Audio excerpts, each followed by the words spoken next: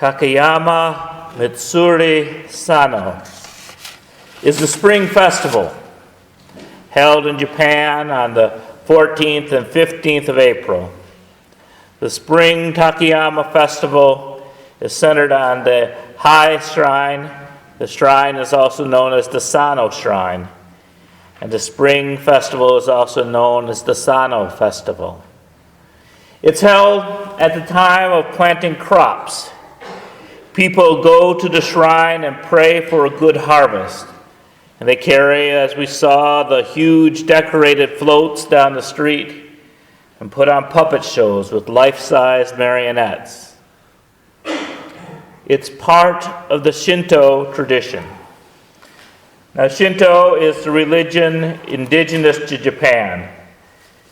According to BeliefNet, Shinto, or Kami no Michi, the way of the Kami, or gods, is a prehistoric religion indigenous to Japan, which has been influenced by Buddhism and Chinese religions, and it provides a worldview that has become central to Japanese culture and national identity.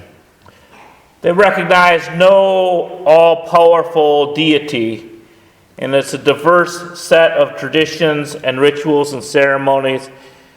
Every town has its own temples, sometimes many, and they have their own traditions that are tied to the lay of the land and the stories of their own ancestors. There's no comprehensive canon of Scripture. No written documents survive before the 7th century, but a written Shinto mythology appears in 8th century books, the records of ancient matters, and the chronicles of Japan, which record the role of the kami in creating Japan and the Japanese imperial lineage. The divine pair, Izanagi and Izanami, brought forth Amaterasu, the sun goddess, an ancestress of the Japanese emperor, hence the sun on the Japanese flag. Shinto shrines are found in groves of trees all over Japan, and all the shrines have a sacred gate, or torii, and they often contain water for symbolic purification and for offerings. And inside the main hall of the shrine resides the Goshinatai, the god body, which sometimes is represented by a mirror, which I find fascinating, but more often nothing at all. And the Takayama Mitsuri Spring Festival takes place at the High Sano Shrine in Takayama, Japan, about 200 miles west of Tokyo, kind of in the middle of the country. And they gather at night and they walk the streets and they carry the large floats with up to 100 lanterns each. From morning to late afternoon, the floats are displayed on the streets. And they have the puppets, the mechanical dolls that move and dance. They are big and grand, but most important is a smaller, portable shrine, the Mikoshi, carried around the town in a parade in the 2 days of the festival, starting and ending at the shrine. It contains the deity. And the festival is the only time of the year where the deity leaves the shrine to be carried around the town. And then in the evening, they bring the big floats out again, full of light, full of hope for the spring. The god of the Sano shrine is Hotai, the god of contentment and happiness and children, and patron of bartenders and restaurateurs. He has the cheerful face and the big belly. He's supposedly based on an actual person, a 9th century monk in China, and is widely recognized outside of Japan as the fat and laughing Buddha. For years, I had a Buddha on top of my Christmas tree, and I thought that it was the Buddha, as in Siddhartha Gautama, but it was essentially an incense burner, and I just took the top of the incense burner and put it on the tree.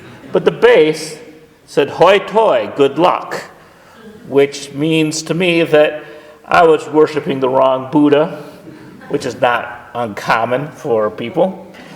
But I was looking at the laughing Buddha, who was based on a 9th century monk rather than the Siddhartha who lived 6 centuries before the birth of Christ. So the laughing Buddha, he carries a large cloth bag over his back that never empties, and he uses it to feed the poor and the needy. And so this spring festival is a hopeful time. The cherry blossoms are in bloom, a symbol of hope for this harvest of cherries in the fall. But the Takayama Matsuri is only one spring festival in Japan. Each region has its own shrine and celebration. And additionally, the whole nation of Japan participates in Hanami. Hanami means flower viewing. And it happens at various times in the spring. Japan is a long country from north to south. In Okinawa, the southernmost island, they celebrate spring in February because it is about the same latitude as Key West in Florida. Takayama is at 36 degrees, the same latitude as Nashville, so my friends down south say that spring has sprung where it's only budding here in Indiana. West Lafayette is the same latitude as Akita, which is at the top of the main island in Japan. And they will be celebrating Sakura Matsuri in the next couple weeks, their own spring festival. Sapporo at 43 degrees latitude is about the same latitude as Milwaukee, and the northernmost point of Japan is above the 45th parallel, about the same as the northern part of Michigan where I grew up. So the range of time to watch the cherry blossoms runs from mid-March to mid-May. And because the Shinto religion is closely tied to geography, each region has its own tradition and favorite god. And when you have a festival tied to nature, you have to be flexible about when it occurs. The first time I came here to Indiana from North Carolina, I scheduled flower communion way too early in the spring. But I think of my own ancestors, and I want you to think of yours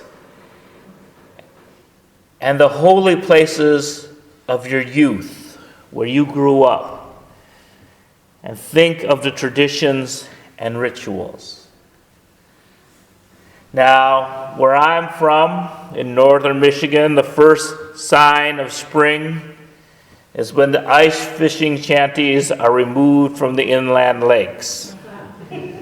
These makeshift shrines to winter solitude are cherished much by many men, so cherished that they try to extend the season.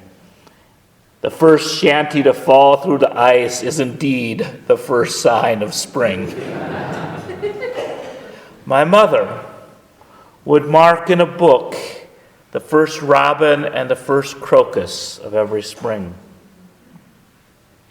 And on Good Friday afternoon, my dad would close the store, and we wouldn't go to church.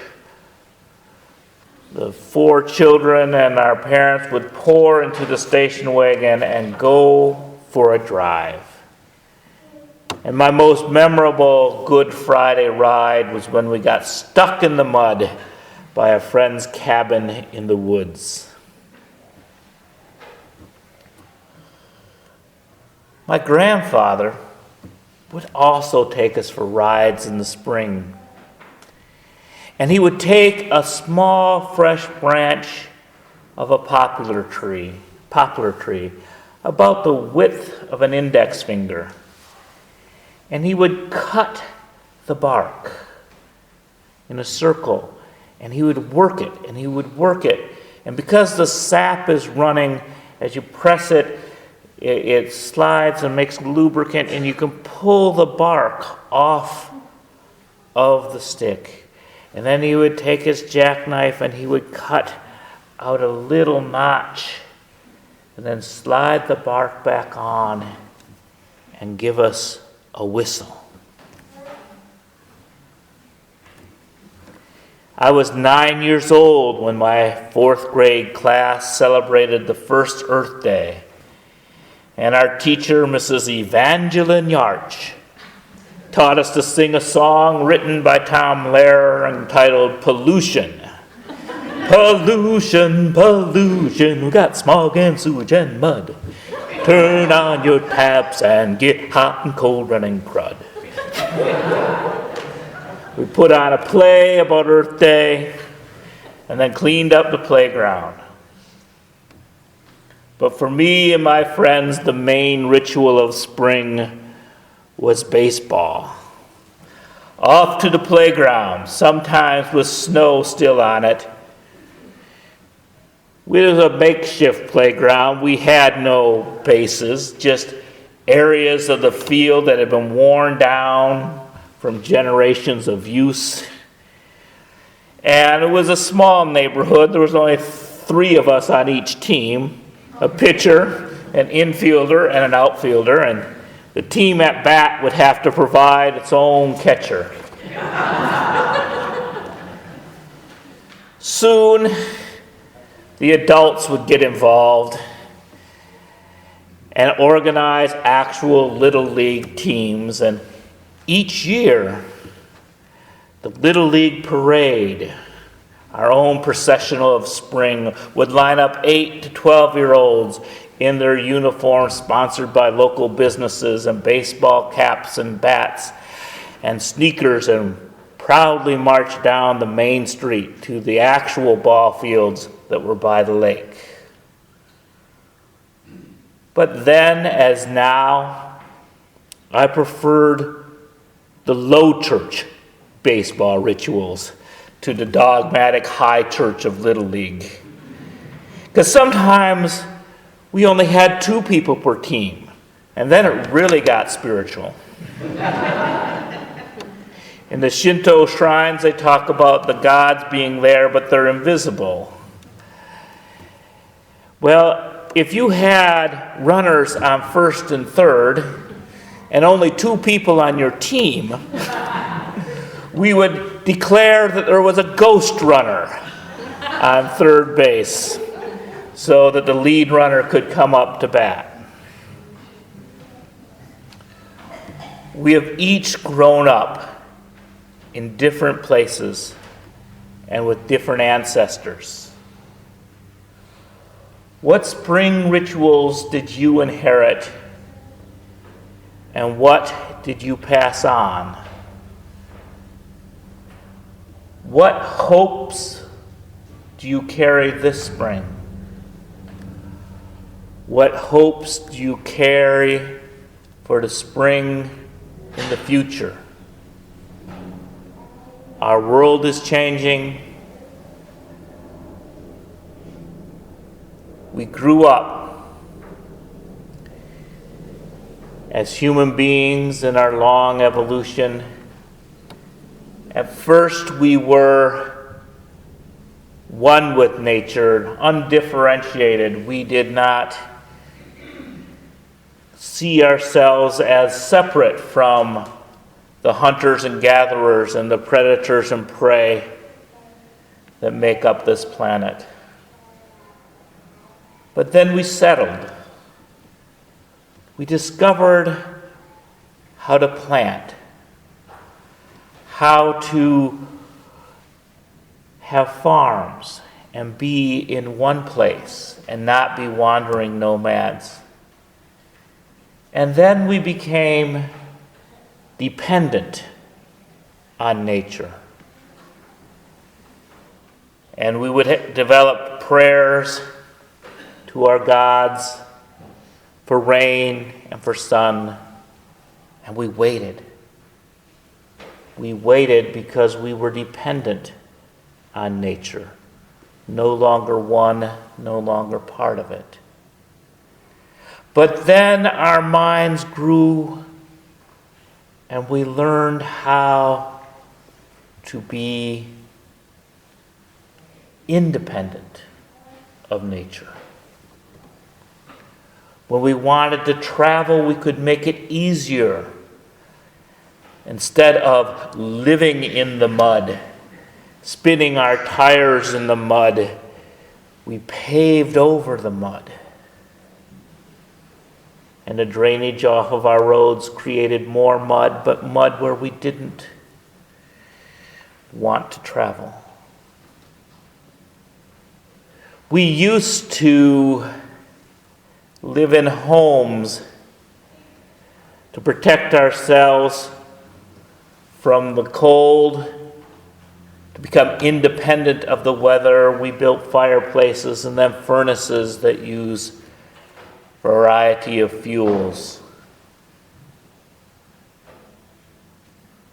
And then we invented the air conditioner, which allowed people to move farther and farther south. And the population of our country in the last 50 years has moved south as our energy has increased, our energy use. And then the global warming has made our summers up north even hotter, so all of us up north have air conditioners now.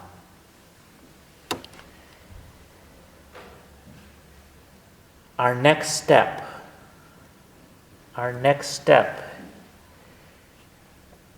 is to live in harmony with the earth. We can no longer pretend that we are one with the earth. That innocence has been lost. We know too much. But we don't need to be independent of the earth, to dominate the earth. We learn and we know enough now to live with the earth in harmony. Maybe not singing the same note, but looking for how we fit in rather than just paving over and heating it when it's too cold and cooling it when it's too hot. The harmony of spring, the harmony of the change of every season. Knowing that if we buy food locally, that the corn that is in the stores in April is not grown in Indiana. That corn has come to us being shipped using fuel which pollutes our sky and the air we breathe. But if we live with nature, we will have lots of corn in the summertime. And those who eat locally sometimes can do that into the winter because they can. They literally can the vegetables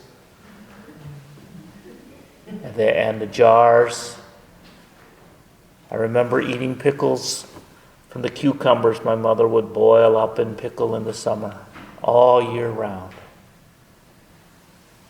That living in harmony with nature, looking for a way that we can continue to work with the earth so the earth will give us more springs for planting and more falls for harvesting.